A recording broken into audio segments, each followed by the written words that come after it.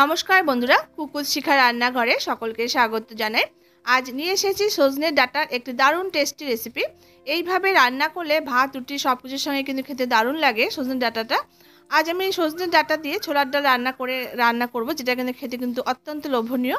তো আশা করছি রেসিপিটা আপনাদের কাছে খুব ভালো লাগবে। ভালো লাগলে অবশ্যই একটা লাইক করবেন, আত্মীয় স্বজন বন্ধু বান্ধবের সাথে রেসিপিটি শেয়ার করার অনুরোধ রইল। যদি আপনার ভালো লেগে থাকে তাহলে চলুন শুরু করা যাক।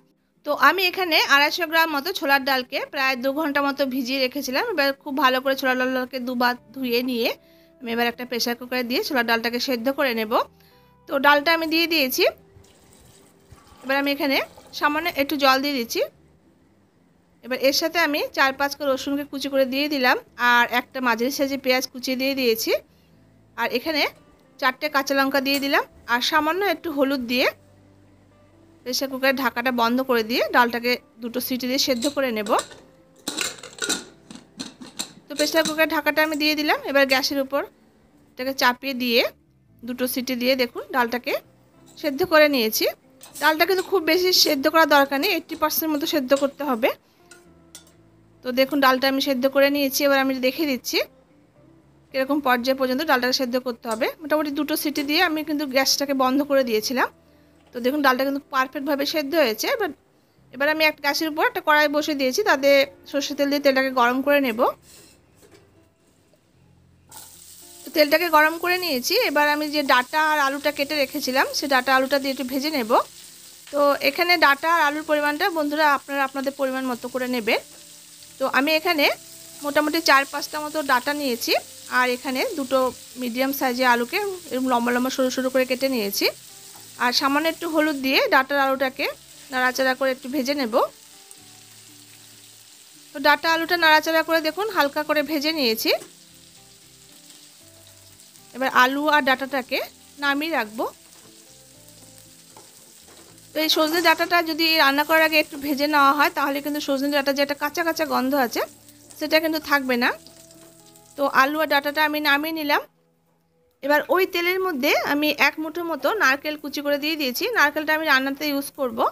তো নারকেলটা নাড়াচাড়া করে দেখুন লাল করে একটু ভেজে নিয়েছি। এবার নারকেলটাকে নামিয়ে নেব। এই ডালের সঙ্গে যদি একটু নারকেল ভেজে দেওয়া হয় তাহলে কিন্তু ডালটা কিন্তু ভীষণই ভালো টেস্টি হয় খেতে। এবার আমি আবার 1 টেবিল স্পুন পরিমাণ তেল দিয়ে তেলটাকে গরম করে নিয়েছি। এবার গরম তেলের মধ্যে 2-3টে এলাচ দিয়ে দিলাম, আর 1 টুকরো দারচিনি দিয়ে দিয়েছি, আর এখানে 1/2 টিস্পুন পরিমাণ একটু জিরে দিয়ে দেব। এবার জিরেটাকে একটু ভাজা ভাজা হয়ে যাওয়ার পর এখানে একটা মিডিয়াম সাইজের পেঁয়াজ কুচি করে দিয়ে দিয়েছি। এবার পেঁয়াজটা দিয়ে মিনিট 2-3 জন্য নাড়াচাড়া করে পেঁয়াজটাকে একটু ভেজে নেব। পেঁয়াজটা কিন্তু খুব বেশি কড়া ভাজার দরকার নেই, হালকা একটু নাড়াচাড়া করে বেশ একটু ব্রাউন কালার চলে আসলে পেঁয়াজের মধ্যে যথেষ্ট। দেখুন পেঁয়াজটা হালকা লাল করে ভেজে নিয়েছি। এবার এই পর্যায়ে এবার আমি এখানে 1 চা চামচ পরিমাণ আদা রসুনের পেস্টটা দিয়ে দিলাম। এবার আদা রসুনের পেস্টটা দিয়ে নাড়াচাড়া করে যতক্ষণ না পর্যন্ত আদা রসুনের যে কাঁচা গন্ধটা আছে চলে যায় ততক্ষণ একটু নাড়াচাড়া করে ভেজে নেব। তো বন্ধুরা এইভাবে যদি সজনে ডাঁটা দিয়ে এই ছোলার ডাল রান্না করে না খেয়ে থাকেন একটিবার কিন্তু অবশ্যই ট্রাই করবেন, দারুণ কিন্তু খেতে লাগে। আর আমি এখানে 1/2 টিস্পুন পরিমাণ একটু কাশ্মীরি লঙ্কা গুঁড়ো দিয়ে দিয়েছি তেলের মধ্যে। এই তেলের মধ্যে যে কোনো রান্নাতে যদি একটু লঙ্কার গুঁড়ি দেওয়া হয় তাহলে কিন্তু কালারটা বেশ সুন্দর আসে তরকারি। আর এখানে 2টো মিডিয়াম সাইজের টমেটোকে একদম ছোটো ছোটো কুচি করে দিয়ে দিয়েছি। তো টমেটোটা আমি এখানে কুচিয়ে দিয়েছি, তবে আপনারা যদি চান গ্রেট করে বা পেস্ট করেও কিন্তু টমেটোটা দিতে পারেন। টমেটোটা দিয়ে মিনিট 2-1 জন্য একটু নাড়াচাড়া করে নিলাম। এরপর এখানে গুঁড়ো মশলা অ্যাড করে দেবো। তো আমি এখানে টেস্ট হিসেবে লবণটা দিয়ে দিয়েছি, আর 1/2 টিস্পুন পরিমাণ একটু হলুদের গুঁড়ো দিয়েছি। ডালটা সেদ্ধ করার সময় কিন্তু একটু হলুদ দিয়েছিলাম, তো সেই পরিমাণ মতো বুঝিয়ে কিন্তু দিতে হবে হলুদের গুঁড়োটা। আর 1 টিস্পুন জিরের গুঁড়ো, 1 টিস্পুন ধনে গুঁড়ো দিয়ে দিয়েছি।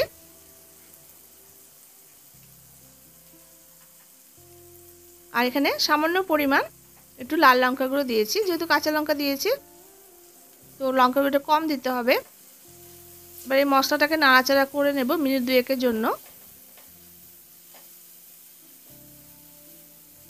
তো 2 মিনিট মতো একটু নাড়াচাড়া করে নিলাম। এবার একটা ঢাকা দিয়ে লো ফ্লেম করে একটু রেখে দেবো। এতে দেখবে মশলাটা তেল রিলিজ করতে শুরু করবে আর টমেটোগুলো কিন্তু বেশ নরম হয়ে যাবে। তো দেখুন আমি ঢাকাটা খুলে নিয়েছি, দেখুন চারদিক থেকে কিন্তু তেল রিলিজ করতে শুরু করেছে আর টমেটোগুলো কিন্তু বেশ নরম হয়ে গেছে। এবার এই পর্যায়ে আমি ভেজে রাখা সজনের ডাঁটা আর আলুটা দিয়ে দিলাম। এবার আলু আর ডাঁটাটা দিয়ে মশলার সঙ্গে মিনিট 3-4 সময় ধরে খুব ভালো করে এটাকে কষিয়ে নিতে হবে।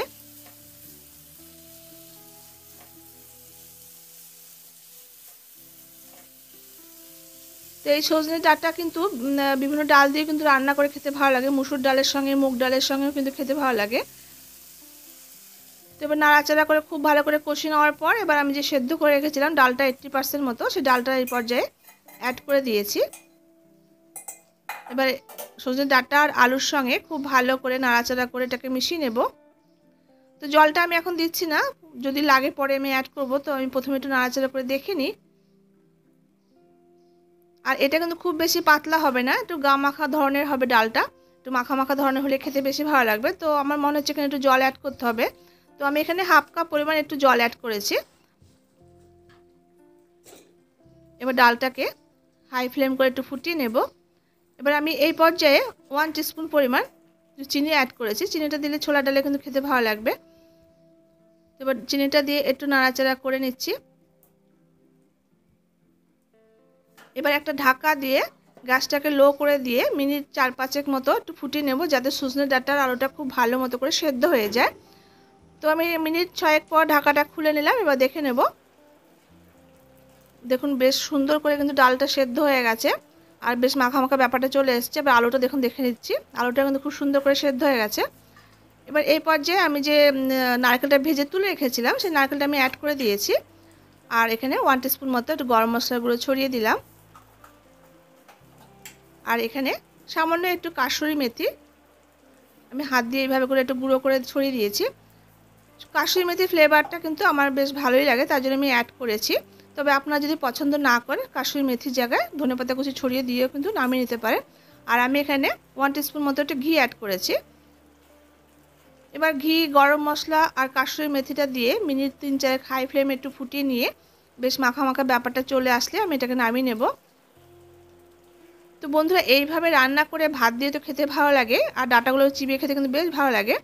তো রান্নাটা আমার কিন্তু হয়ে গেছে, এবার আমি একটা বাটিতে সার্ভ করে নিয়েছি। তো বন্ধুরা আশা করছি রেসিপিটা আপনাদের কাছে ভালো লেগেছে। ভালো লাগলে এইভাবে অবশ্যই রান্না করে খেয়ে দেখুন, ভাত দিয়ে তো খেতে ভালো লাগবে। তাছাড়া রুটি কিংবা লুচি পরোটার সঙ্গে কিন্তু আপনারা ট্রাই করতে পারেন, লুচি পরোটার সঙ্গে কিন্তু বেশ ভালো যাবে। তো আশা করছি রেসিপিটা ভালো লেগেছে। ভালো লাগলে লাইক করবেন, শেয়ার করবেন, আর যারা নতুন দেখছেন চ্যানেলটি সাবস্ক্রাইব করে পাশে থাকা অনুরোধ রইল। দেখা হচ্ছে পরবর্তী রেসিপির সঙ্গে, ততক্ষণের জন্য সবাই খুব ভালো থাকবেন, সুস্থ থাকবেন। ধন্যবাদ।